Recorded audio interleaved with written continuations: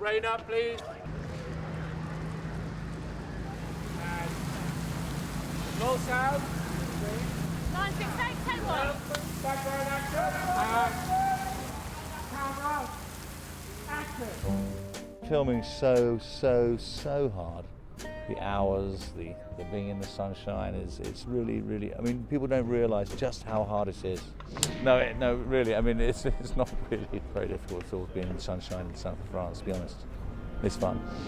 One of the primary motivations why Simon McBurney set the story in France was because we wanted to put Mr. Bean in an environment where talk was not expected, because we decided to send him to France with no real knowledge of French. And so inevitably the way that he dealt with every situation he would have to deal with in a relatively silent way. Gracias. My father had an uncle called Uncle Bob, who was incredibly British, and he used to say to my father, it's incredibly easy to travel in Europe. In fact, I've travelled the whole way round Europe. I've had no trouble with language in any of these countries because I had the one essential word in French, gracias. We had three main bases. We had one in Paris and shot in Paris and around Paris, and then we were in Luberon and shot in and around there, and then we were in Nice and shot all around there. And interestingly, actually, we had a 50-50 Anglo-French crew, and it was completely harmonious.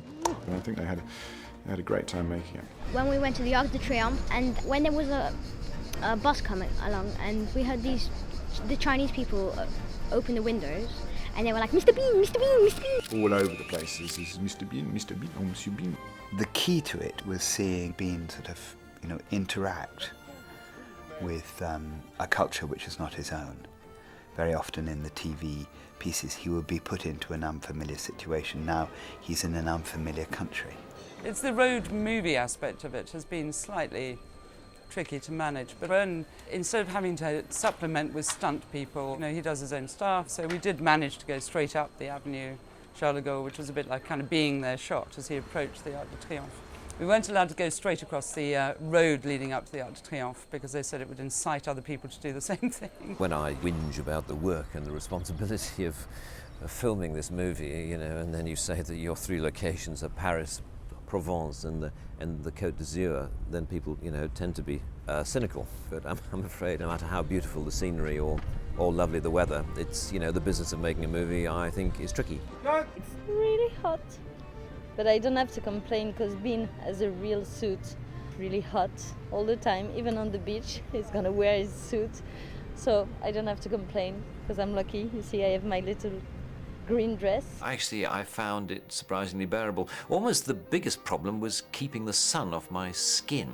We wanted Mr. Bean to have a slightly pasty look throughout it. So almost the biggest problem I had was I had to hold an umbrella and keep the sun off me at all times. Here we are in a place called Cavaillon, home of the melon, and the station we call St Caveau for the film. We're in a real station, so there's lots of trains that go by all day long, which is fun when we're shooting. And this is the point where Stepan and Bean forge a reluctant bond, if you like. When two people are sat on a bench and they don't talk to each other and you have to convey a story, it is a much more time-consuming and money-consuming exercise. Visual comedy is very hard to achieve simply because every gesture and every piece of movement has to feel organic, fluid, considered, with the added requirement of being funny. And in the past, where you saw people like Chaplin and Keaton do silent comedy, they would do hundreds and hundreds of takes of their routines. And in fact, although we do spend quite a lot of time doing it, it's probably quite rapid in comparison. Action! France is a very, very big country with a relatively small population for its landmass, and there are many, many big and spectacular and beautiful vistas which we have tried to capture. Some extraordinary constructions, some extraordinary architecture, some great landscapes in particular. I think we've been trying to capitalize on, because there is something inherently funny about this small figure of Mr. Bean set in this vast context. Scale was something we wanted to embrace for the film, so that it had that sort of that size. And one of the things you do see is Bean in space, and I think that's very strong. I mean, because Rowan is such a good physical performer, I think that's something that is very strong in the film, that you see his full figure within a larger context. I think in cinema, when you're blessed with a big landscape, to have a little figure being funny in a big space, you know, gives your film the scale it should have. When you're backed with this beautiful Provençal landscape and the sun shining, and there's great scope for you to place your figure in such a way that you can exploit this huge space. Here we are in Cavaillon again. We were at the railway station. Now this is doubling for a town in southern France where Bean goes into various music cues that come via the music stall over there. And there's no money received by Bean for all his efforts dancing to all these tunes. And then Puccini comes on, Babino Caro, and money just flies into their handkerchief. The best thing I like about filming is just to be on the camera. It's just really great to see the camera. Bang on the money. Wow! John, take 5.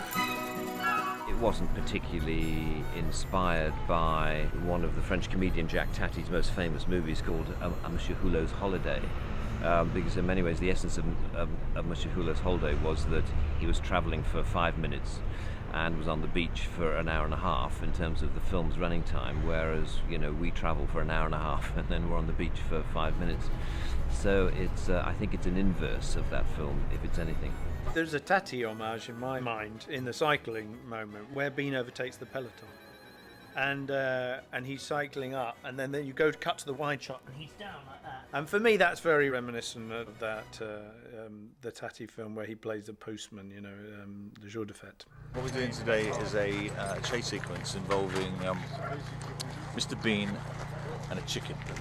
Unfortunately, the chicken's been put on a chicken truck, and Bean snabbed someone's bike and pedals after it. And the reason you see all of this paraphernalia behind me is because we have to do certain shots which involve Bean catching a lift on a jeep to make him go a bit faster, so he can actually catch up with the chicken truck. And so all of these rigs you see are here purely for fractional moments of action, i.e. catching hold of a jeep. The jeep brakes, we see Bean lurch forward, and it only takes us 3 or 4 days to achieve the 30 seconds we need. Action! I lived in France for a long time, so the France that I felt should be portrayed was a very modern France. France which is, you know, it has very slick trains, you know, it's extremely urbanized, and one of the things that we talked about a lot was the idea that Bean might have a rather cliched idea of what France consisted of, which perhaps he sees for the first time he sees in the commercial.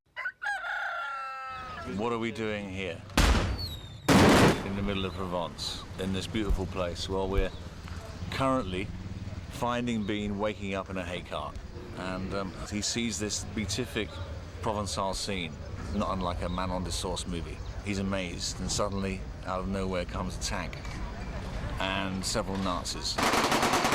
Iped is the moment where Bean wakes up and realises that he's in France as he imagined it to be, which is a romantic English notion of France, and it turns out to be a 1940s film set. So we've found a rather beautiful village and built a cafe down one side of what was a 3-sided square, so that the tank can roll in and blow the front off it. Where's my explosion? Blowing up a building means you have to make sure no one else gets blown up. And so all the old people that were there playing accordions and drinking pastis had to be replaced by young fit men that could take a few hits for some material. So when they crouch down, it's a lot of young fit stuntmen. When they come back up again, they're old and beautiful.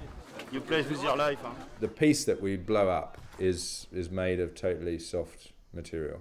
So that bit has to be inserted, and it's made of cork and plaster without any binding, so it doesn't form chips, and all the timber is balsa. And then it's treated pretty much in the ordinary way, and then the effects guys hit it with a charge and a huge woof of air, which gives it the effect of being blown to smithereens. 3, 2, 1. Bean has a video camera And part of the narrative of the film is told through the images that Bean takes on his video camera. Then there's our main film, which we're seeing the whole thing through, and the two things meet at the end in a cinematic festival which takes place in Cannes. And we shot second unit during the festival and grabbed some stuff on the red carpet, and the Cannes authorities were very graceful in allowing us to do that. Cannes is really like, there's so many people come here on holidays, so there's always a lot of people. During the festival it's like 100% more, but there's always a lot of people. It's always sunny, the sea is always here, it's beautiful, and yeah, no, it's cool to be here.